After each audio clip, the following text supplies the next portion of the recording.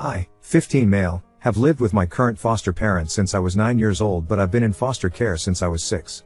I will call my foster parents Henry and Aaron. I got a new phone as an early Christmas present from my biological dad. It is an iPhone 16 Pro Max, which is the phone I wanted, so I'm very happy about it. My previous phone was an iPhone 11 and it was bought by Henry and Aaron.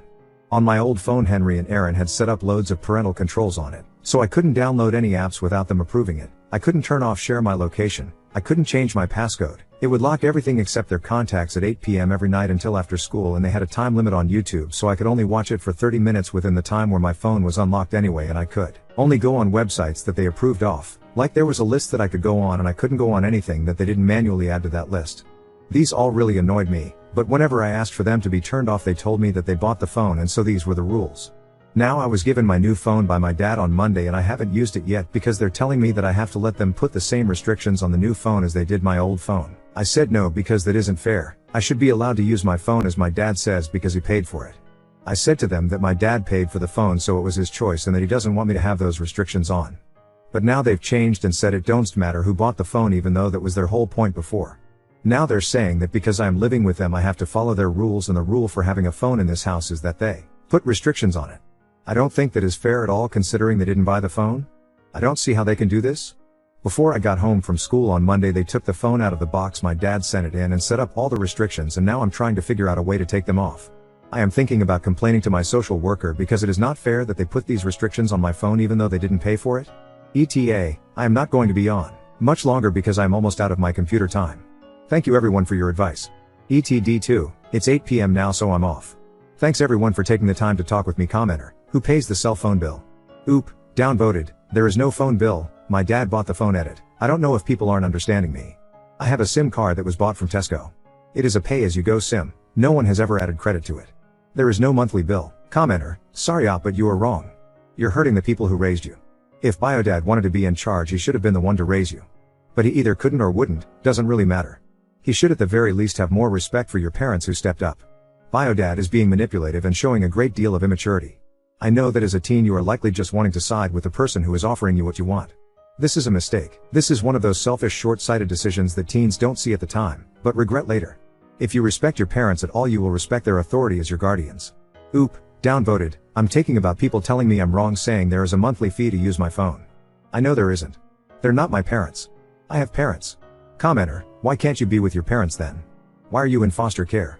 You seem to have a disdain for the people fostering you. Why have you been in this situation for almost 10 years? Oop, downvoted, what are you talking about? Just because I have parents doesn't mean I can live with them. That doesn't make my Henry and Aaron my parents. Commenter, they might not be your parents, but they are your legal guardians, which gives them the right to make decisions around your phone use. Oop, that isn't what I'm talking about. I don't like people referring to them as my parents. They're not. Commenter, they're not your biological parents. They are your foster parents though, and quite frankly have been your parents longer than anyone else has. Oop, they are not my parents. That's the point of the post, not the point of this current conversation. This thread, that you are replying on, is simply me asking do not call Henry and Aaron my parents. I don't like it. I am also not going to say your carers are in the wrong based on the information you've provided. I am coming from the position that I previously was a foster carer as well as a worker within the law enforcement system. Your biological father is making a power play here. You may not see it because generally speaking, kids in care tend to see even the worst parents as being on a pedestal. For whatever reason, you've been in foster care for the majority of your life. A good portion of that time has been under the roof of your current carers. Whilst I appreciate that at 15 you think you should be able to do what you want on your phone, you need to understand that your carers are most likely just looking out for your best interests.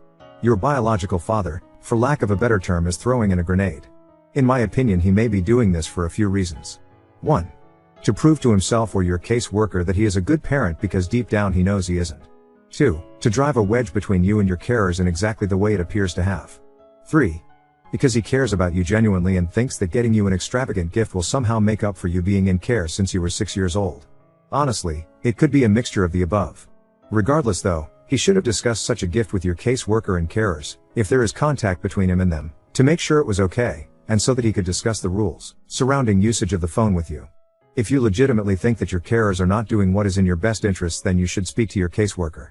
Let them be the mediator as they are basically in charge. There are possibly also things occurring in the background that you are unaware of. For example, the court or department in your jurisdiction that deals with children in care may want contact with your birth parents to only occur when they are aware of it. Your carers could simply be following rules that a court or your caseworker has outlined to them. If you think that they are on some level being reasonable because they care for you, then perhaps sit with them and discuss how at age 15 you should have more freedom. This could look like having the parental controls but with less restrictions, or it could be without the parental controls but with your carers able to look at your phone/messages/photos when they feel there is a need and without notice. They know the unlock code to the phone. At the end of the day, it is about trust. Show them that you can be trusted with more freedom, then they'll likely be more willing to become more lenient as you get older. Try to make sure that regardless of how the conversation goes with your carers, that you keep your cool. Good luck. Oop, downvoted. I'm allowed any contact with my biological family. It doesn't need to be monitored. I read their whole comment. That wasn't my only takeaway. I just wanted to correct something. People are viewing my parents as bad people who need to be monitored. That isn't true. I feel like people are misinterpreting my comment. I appreciate it. My reply wasn't dismissing it. I was simply responding to the part I felt was necessary. I wasn't upset or angry when I replied. I was simply correcting something. Update 1. So Henry and Aaron actually took me to McDonald's after school today, the day I'm writing this, and they said to me they could tell I was upset with them and asked me to explain my feelings to them. I explained how I felt really frustrated that they told me the parental controls were because they bought the phone, and then when my dad bought me a phone they still put the same restrictions.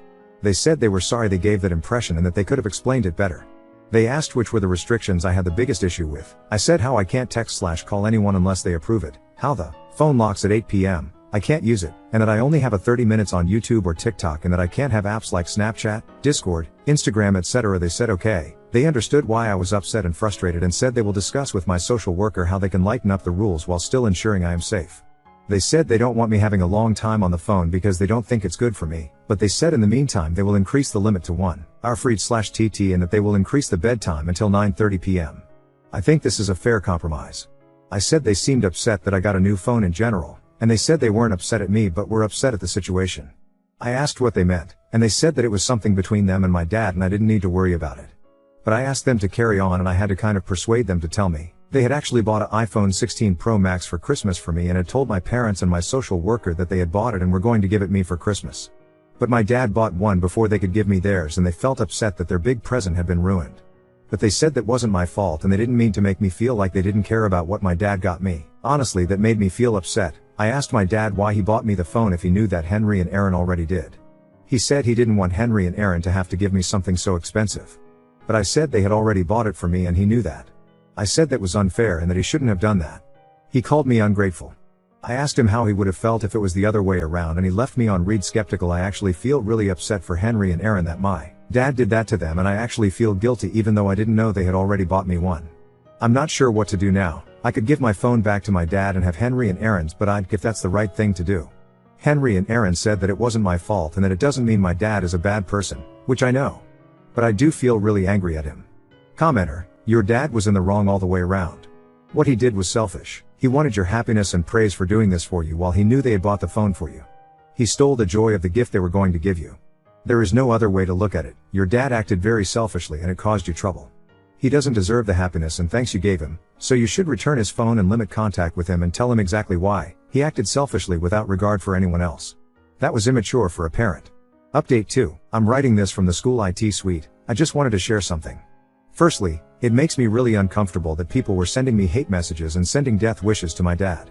People were messaging me saying they wish he'd unalive himself or that Henry and Aaron should throw me out for being ungrateful to them. Sorry, but you people need help. It's not normal to treat people like that, and it's not normal to say things like that to people. People were accusing me of being blindly loyal to my dad, which simply isn't true. I've said so many times that my dad isn't a great person. That doesn't mean he's a sociopath or that he deserves to die. It's so crazy that I get downvoted for saying bruh calm down a bit please when I respond to people like that. Anyways, my dad is still ignoring me, which is making me really upset. I've sent him some messages just basically saying how's you? How was work? And stuff, and he's left me on read every day since last Thursday. So I've decided that I'm just going to leave it, and if he wants to talk with me again he can come to me. Henry and Aaron said they felt really bad because they said they shouldn't have told me about what my dad did. But I said I'm glad they did tell me.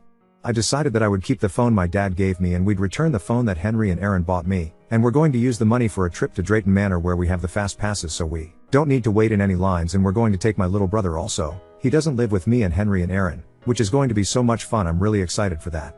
I just want to clarify some things. I am long-term matched with Henry and Aaron, which means I'm never going to be reunified with my biological parents, even if they became super parents with no flaws. I'm matched with Henry and Aaron, so I'm staying with them until I'm 18. This has been the case since I was 11-ish. There have never been plans for me to move back in with my parents because, to be honest, neither of them want me to. Sounds harsh, but it is true. And I like living with Henry and Aaron. Also, both my mom and my dad have children with other people now. We're still a family though. I just have a very big, very weird family. Now on to second story.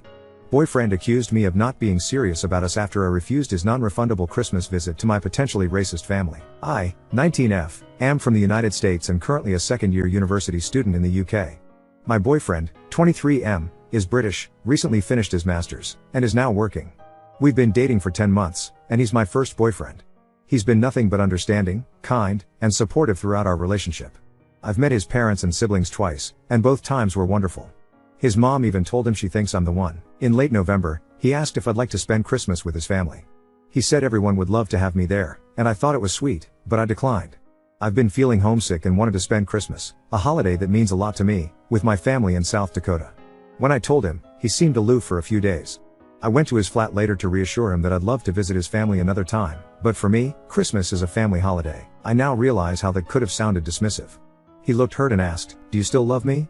And aren't I your family?" I reassured him that I do love him, and things seemed fine after that. About a week later, he surprised me by showing me a flight he'd booked to South Dakota for Christmas. Flights to South Dakota are expensive, especially internationally, and while the gesture was touching, I thought it was impulsive and unwise. I told him it wasn't a good idea. For the first time, he got really upset, accusing me of not caring about him, not being serious about us, and thinking only of myself, all of which are untrue. I love him and value our relationship deeply. Knowing he was speaking out of hurt, I asked him to take a walk to cool off.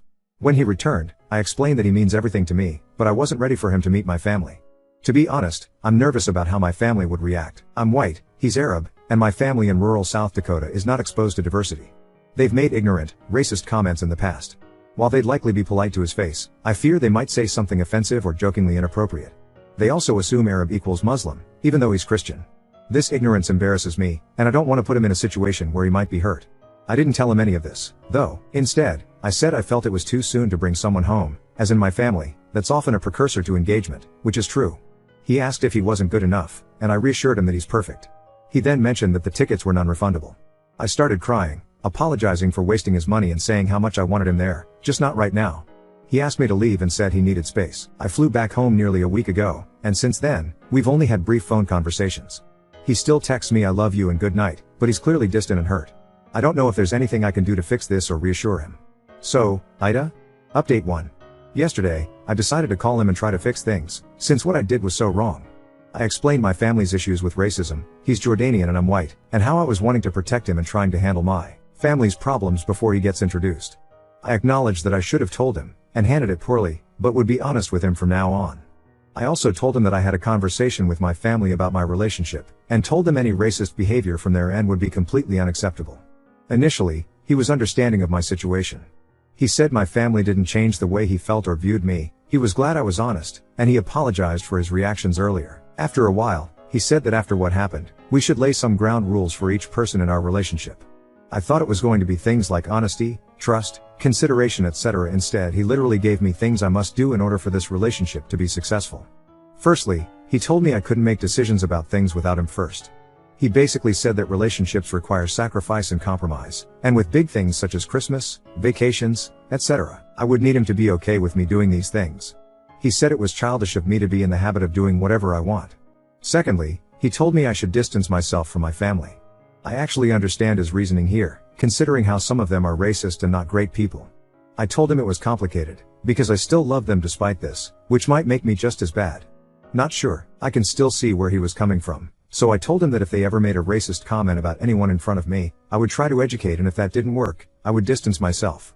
He then said I was playing middleman, and that was unfair to him. He said in a few years when we get married, I would have to make the choice.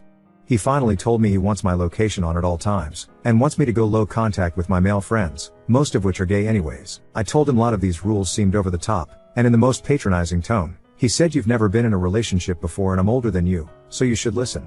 The moment he said that I thought it didn't sound like him at all. Most of the time he is the most easygoing and relaxed person, so I couldn't believe it. I told him I didn't appreciate being talked to like a child, and if he wanted to be someone's father, then he should look for another person. He said that while he still forgave me for what I did earlier, my behavior was a testament to how immature I am. He then said we would continue this conversation another time and hung up, before we could even say goodbye. I feel like I partially caused this shift in his behavior by inadvertently making him insecure because of my refusal to let him come. Before this, he was honestly the last person I would ever consider getting insecure. He is very good looking, has a good career, and has always been confident, so I would never think he would act this way. It breaks my heart to know that I caused his actions, and want to know how I can convince him to let go of the rules so things can go back to the way they were? Or Ida for declining to follow the rules, and should I just follow them? Edit, I've been in this relationship for 10 months and really do love him. I told my friends the things he said and they've reiterated the points made here, but I guess it's hard for me to wrap my head around how he could go from such a good guy to this. I'm not sure what I'm going to do yet, but please be mindful that it's a lot more difficult for me to look at this objectively. Second edit, I appreciate everyone's comments and support. I have read every single comment and have thought about my relationship all afternoon. I cried when I realized I must end things. I will be calling/texting him tomorrow morning and breaking up. Update 2. I received great advice from a lot of people and it immensely helped me trying to evaluate our relationship. I texted my friends about the situation, and they also agreed he sounded overbearing. About an hour ago, I ended things for good. I texted him yesterday afternoon that I thought we should have a serious discussion about our relationship. He said we should wait until we have both cooled off from our conversations earlier, so I suggested tomorrow. He sent me his usual good night and I love you texts, which kinda broke me. His horrible behavior didn't erase 10 months of love that I feel for him, and it almost felt like betraying him saying the same things back when I knew what I was going to do in the morning. Here's kinda a summarized version of the call. It was over an hour, so I condensed it as much as I could and I tried to write it as quickly as the call ended so I wouldn't forget. Anyways, when I called him, he seemed very normal and calm. We talked for 10 minutes just about how things were going and stuff. Then I basically told him that I didn't want to do this, but I thought it would be best if we broke up. I said that we probably expected different things from our partners, and I couldn't do what he wanted from me. After I said that, he sat in silence for like a minute. I thought the call had dropped, but then he said he was processing what I said. He asked me if this was revenge for what he said 2 days ago, and I said no, just a realization of incompatibility. He then said he wasn't going to change his mind on his boundaries, and me giving him an ultimatum was manipulative. I told him that this wasn't an ultimatum, it was going to happen. He then kept repeating what the fuck, my name / and then told me I didn't mean it. He asked me if I loved him still, and I said yes, and then he said he knows I'll come back. I said this was it. He said something about how we need each other and went on a rant, but I don't remember that much of it because I was crying at that point. I cut him off at the end, and just said goodbye. He said he would never forgive me and I would never see him again since he was that awful, and then hung up. I immediately blocked his number, WhatsApp, Snapchat and Insta. I do not think he will have another way of contacting me. I do not think he will seek me out or anything, so I'm not too worried about that. My university accommodation also has front desk security and you can't get in without a keycard. Thanks again everyone.